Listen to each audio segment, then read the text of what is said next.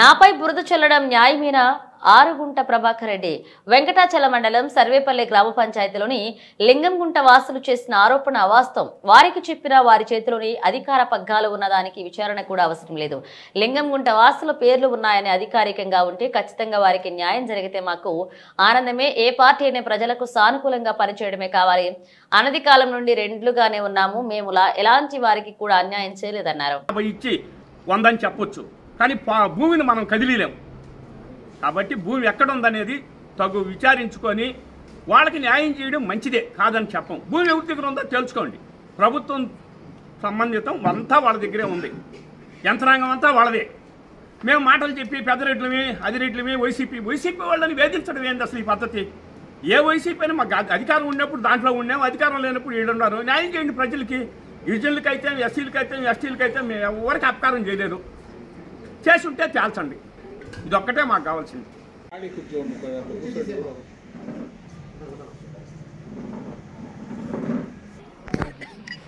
సర్వేపల్లి పంచాయతీలో చేరిన నేను ఆరుగుంట ప్రభాకర్ రెడ్డి నేను ఈ ప్రెస్ మీట్కి నిన్న మా మీద జరిగిన నిన్నటి రోజున సర్వేపల్లి పంచాయతీలో జరిగిన లింగంగుంట గిరిజనులు ఇచ్చిన ఫిర్యాదు మేరకు నేను ఈరోజు ఈ ఫిర్యాదు మీద ఇచ్చేసుకుంటున్నాను. కాబట్టి వాళ్ళు ఇప్పుడు దాకా ఇన్ని రోజుల నుంచి పొలంలో ఉండి పోయి తరిమేసామనో లేకపోతే ఇంకోటనో చెప్పుకొస్తున్నారు కదా. కనీసం వాళ్ళకి భూమి ఎక్కడ ఉండేది ఏమనేది ఉండిందాన్ని ఈరోజు ప్రభుత్వం వాళ్ళని తీసుకోపోయినా మాట్లాడిచ్చిన వాళ్ళకి ప్రభుత్వం ఉండేది వాళ్ళ చేతిలో ఉంది. అదే ప్రకారం ఆఫీసర్లు వాళ్ళకే ఉండారు. అందరూ వాళ్ళకి సంబంధించిన ప్రభుత్వం అనుచరులే ఉండారు. కానీ ఈరోజు వాళ్ళ భూమి ఉండింది, ఇదిగో ఫలానా దగ్గర ఉందని తెలుసుకోవాల్సిన బాధ్యత వాళ్ళకే ఉంది. ఆ ఆఫీసర్లకైతేమి, ఎంఆర్ఓకి అయితేమి, ఆర్డీఓకి అయితేమి వాళ్ళకి సంబంధించి వాళ్ళు తెలుసుకోవచ్చు.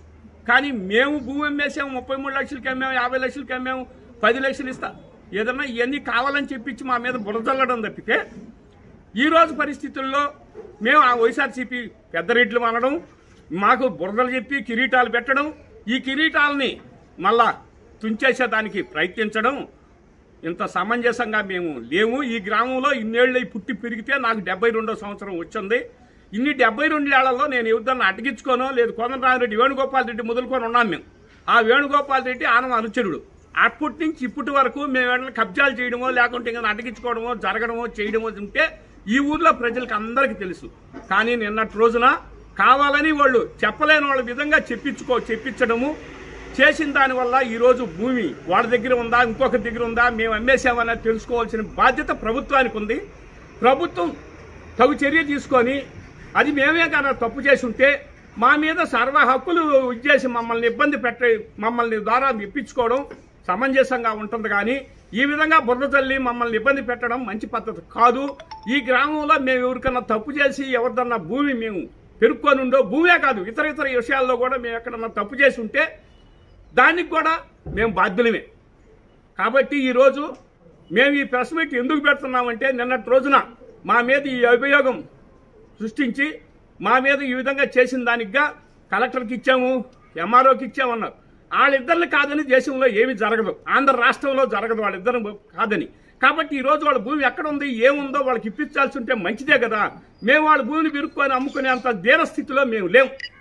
కానీ ఈరోజు పరిస్థితుల్లో మీ చేతిలో గవర్నమెంట్ ఉంది, నాయకత్వం ఉంది, ఆఫీసర్లు ఉన్నారు.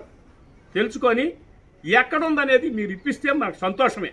కానీ మా దగ్గర ఉండి మా ద్వారా కానీ ఏదన్నా నష్టం జరిగితే అప్పుడు మా మీద చర్య తీసుకోండి.